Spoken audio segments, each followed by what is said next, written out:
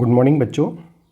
आज हम लोग क्लास 12th केमिस्ट्री का एक बहुत ही बेसिक टर्म डिस्कस करने वाले हैं जिसका नाम होता है आयनन एंथैल्पी, या जिसको हम सामान्य रूप से आयनन ऊर्जा या आयनन विभव भी कहते हैं। इंग्लिश में से आयोनाइजेशन एंथैल्पी या आयोनाइजेशन पोटेंशियल भी कहते हैं। अब यदि हम लोग बात करें आयनन की, तो आयन किसे कहते हैं? बच्चों, जब किसी उदासीन परमाणु से एक इलेक्ट्रॉन निकल जाता है तो उसमें इलेक्ट्रॉन की कमी के कारण एक पॉजिटिव चार्ज यानी कि धनावेश आ जाता है और इस प्रकार से वह धनायन बन जाता है। तो किसी उदासीन परमाणु से धनायन का बनना आयनन कहलाता है। एक उदाहरण देखते हैं।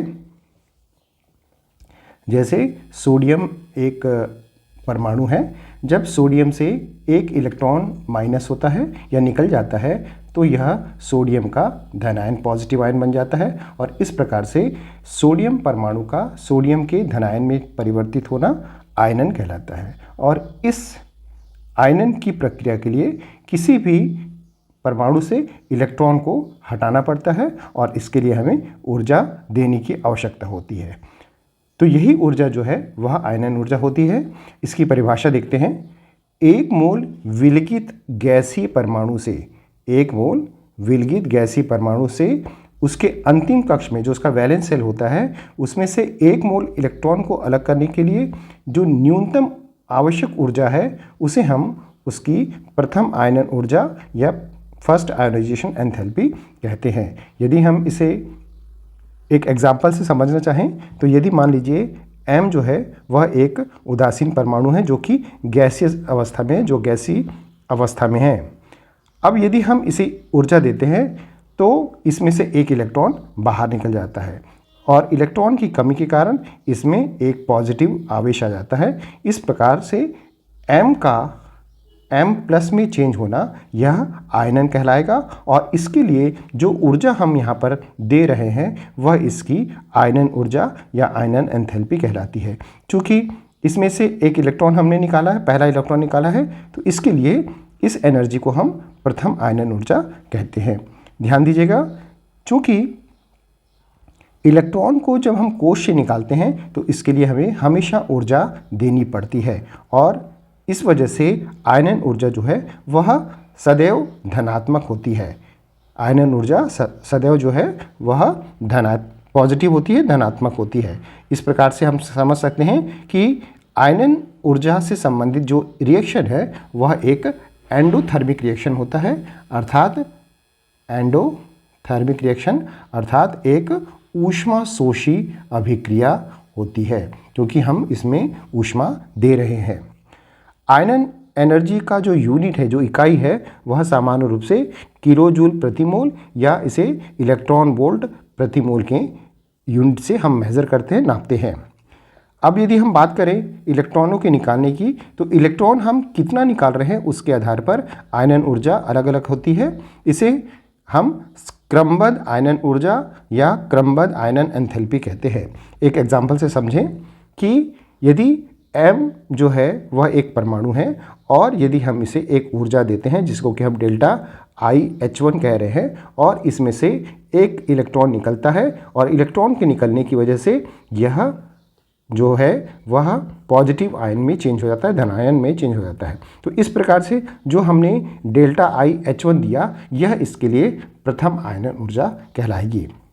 अब यदि हम इस M+ आयन को एक और इलेक्ट्रॉन निकालना चाहें तो हमें पुनः ऊर्जा देनी पड़ती है और एक इलेक्ट्रॉन और निकलता है जिसकी वजह से इसके ऊपर एक और धनावेश बन जाता है। अब यह जो परमाणु है वह M2+ आयन में परिवर्तित हो जाता है और इस प्रकार से जो हमने सेकंड ऊर्जा दी है डेल्टा IH2, यह इसके लिए द्वितीय आयनन ऊर्जा होती है। इसी प्रकार से एक और यदि हम इसमें से इलेक्ट्रॉन निकालना चाहें तो हमें पुनः ऊर्जा देनी पड़ेगी और यह इसके लिए तृतीय आयनन ऊर्जा कहलाएगी। तो इस प्रकार से हम देख सकते हैं कि जब जब हमें इलेक्ट्रॉन को निकालना होता है हमें उस परमाणु को आयन बनाने के लिए ऊर्जा देनी पड़ती है। तो इस प्रकार से यह आयनन ऊर्जा जो है सदैव देनी पड़ती है, इस वजह से यह पॉजिटिव होती है या जिसे हम पॉजिटिव साइन से लिखते हैं। यदि हम इसको कंपेयर करें तीनों को, प्रथम आयनन ऊर्जा, द्वितीय आयनन ऊर्जा और तृतीय आयनन ऊर्जा को, तो यह देखा जाता है कि जो तृतीय आयनन ऊर्जा है वह सर्वाधिक होती है, उससे कम द्वितीय आयनन ऊर्जा और उससे कम प्रथम आयनन ऊर्जा। क्योंकि जैसे जैसे परमाणु जो है वह आयन में बदलता है, वह बाहरी कक्ष में उपस्थित इलेक्ट्रॉन को और अधिक प्रबलता के साथ अट्रैक्ट करता है, आकर्षित करके रखता है, और उस इलेक्ट्रॉन को बाहर निकालने के लिए हमें अधिक ऊर्जा देनी पड़ती है। तो इसका जो क्रम है कि तृतीय आयनन ऊर्जा सबसे अधिक होगी, उससे कम द्वितीय आयनन ऊर्जा, उससे सबसे कम जो है प्रथम आयनन ऊर्जा। यह मूल रूप से इलेक्ट्रॉन के निकलने के कारण जो नाभिकीय आवेश बढ़ता है उसकी वजह से होती है। आइए समझने का प्रयास करते हैं ऐसे कौन कौन से फैक्टर्स हैं जो आयनन विभव को यानी कि आयोनाइजेशन पोटेंशियल को प्रभावित करते हैं। आयनन विभव को प्रभावित करने वाले कारक, सबसे पहला कारक है परमाणु का आकार। यह अधिकांश जो हमारे गुण होते हैं उसको प्रभावित करता है, और यह देखा गया है कि आयनन विभव जो है परमाणु के आकार का व्युत्क्रमानुपाती होता है।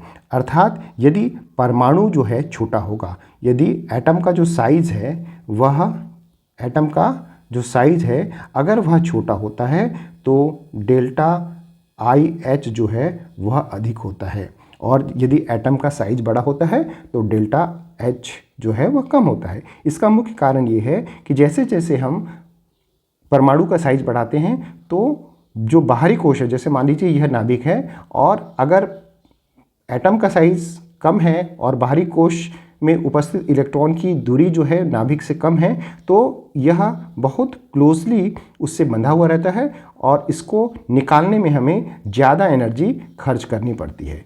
लेकिन यदि नाभिक का साइज अधिक है और बाहरी कोश में उपस्थित इलेक्ट्रॉन जो है वह नाभिक से दूरी में है, तो इसके ऊपर जो बल रहता है वह कम लगता है, यानी कि इलेक्ट्रॉन पर जो नाभिक का आकर्षण है वह कम होता है, और कम आकर्षण में बंधे रहने के कारण इस इलेक्ट्रॉन को यदि हमें बाहर निकालना है तो हमें कम ऊर्जा खर्च करनी पड़ती है। तो इस प्रकार से जो आयनन विभव होता है वह परमाणु के आकार का व्युत्क्रमानुपाती होता है।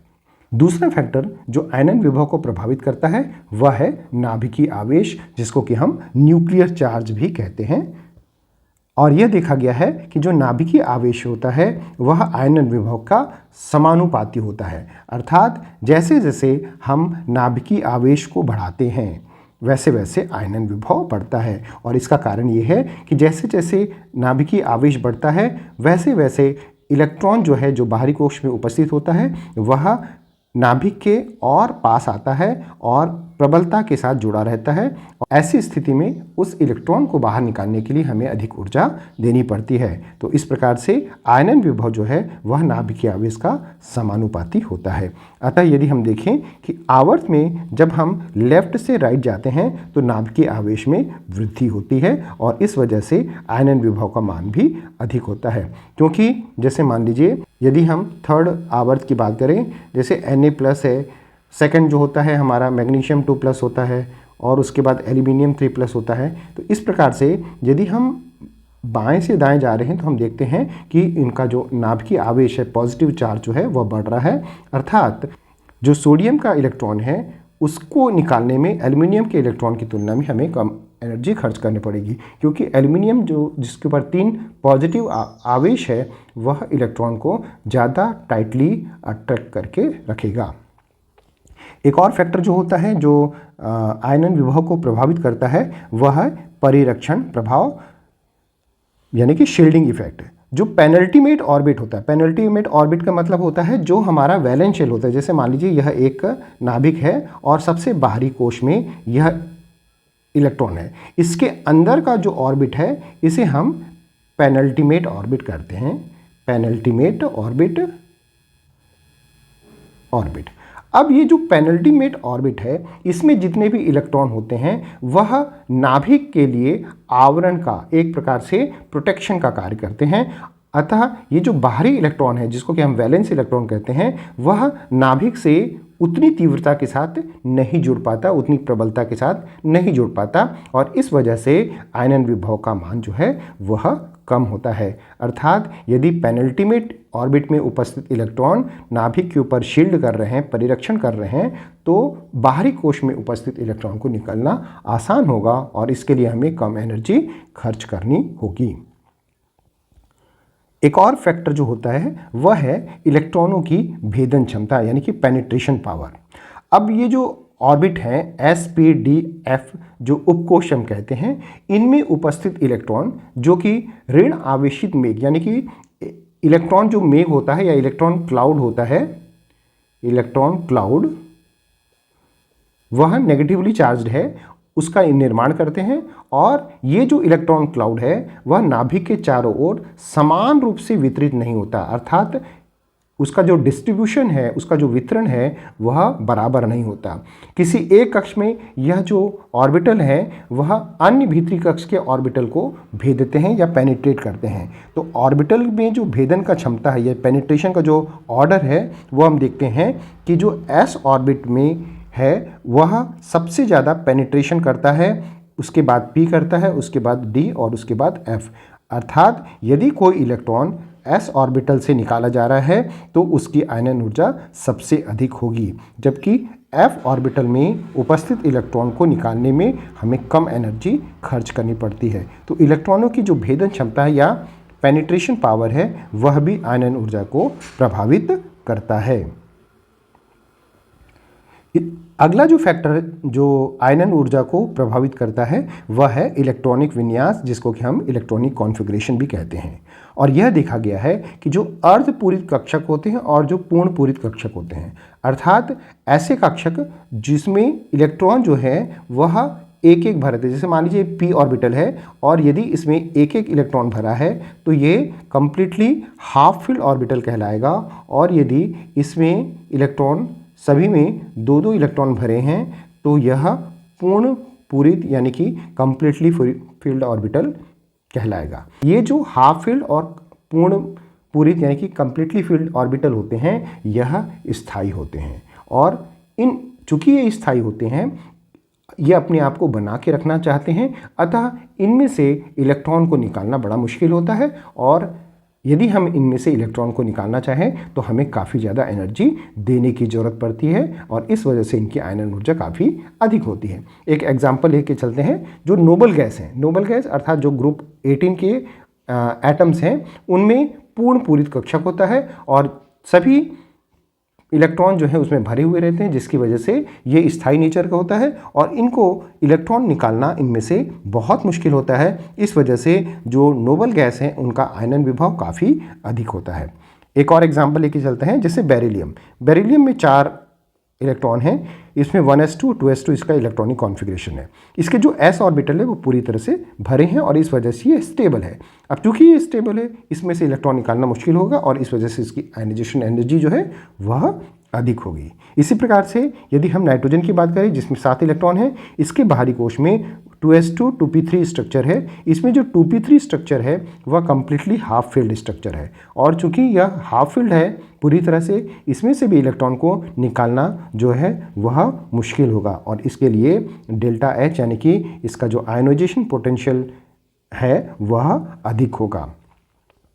यदि हम एक एग्जाम्पल से इनको कंपेयर करें कि जो बेरिलियम है इसमें 1s2 2s2 होने की वजह से ये स्टेबल है, और यदि हम बोरॉन की बात करें 2s2 2p1, अब चूंकि इसका 2p ऑर्बिटल जो है खाली है और यहाँ पर 2s ऑर्बिटल जो है वो भरा हुआ है, तो यह जो स्टेबल है और यह उतना स्टेबल नहीं है। तो इस प्रकार से यदि हमें बोरॉन में से इलेक्ट्रॉन को बाहर निकालना है तो हमें कम एनर्जी खर्च करनी पड़ेगी, जबकि बेरिलियम से इलेक्ट्रॉन को बाहर निकालने में हमें अधिक एनर्जी खर्च करनी पड़ेगी। इसीलिए बेरिलियम का जो आयनाइजेशन पोटेंशियल होता है वह बोरॉन के आयनाइजेशन पोटेंशियल से अधिक होता है।